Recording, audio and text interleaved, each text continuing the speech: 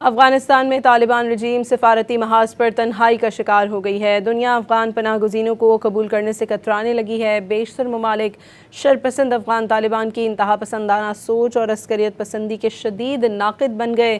Ariana news اور Afghan international نے روسی عہدیدار ضمیر کابلوف کے بیان کا حوالہ دیتے ہوئے لکھا کہ افغانستان کے مسئلے پر روس کا امریکہ سے کوئی رابطہ ہوا اور نہ ہی رواں سال کے لیے کوئی اجلاس طے ہے۔ روس اور امریکہ نے افغانستان کے حوالے سے کوئی براہ راست مذاکرات بھی نہیں کیے۔ مڈل ایسٹ آئی کے مطابق ٹرمپ انتظامیہ نے 1000 سے زائد افغان باشندوں کی امریکہ میں آباد کاری کے لیے قطر میں قائم کیمپ بند کرنے کا فیصلہ کر لیا ہے۔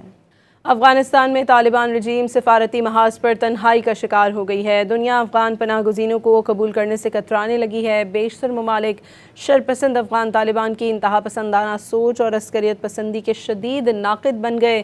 آریانہ نیوز اور افغان انٹرنیشنل نے روسی عہدیدار ضمیر کابلوف کے بیان کا حوالہ دیتے ہوئے لکھا کہ افغانستان کے مسئلے پر روس کا امریکہ سے کوئی رابطہ ہوا اور نہ ہی رواں سال کے لیے کوئی اجلاس طے ہے۔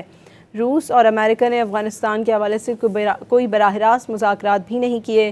مڈل ایسٹ آئی کے مطابق ٹرمپ انتظامیہ نے 1000 سے زائد افغان باشندوں کی امریکہ میں آباد کاری کے لیے قطر میں قائم کیمپ بند کرنے کا فیصلہ کر لیا ہے۔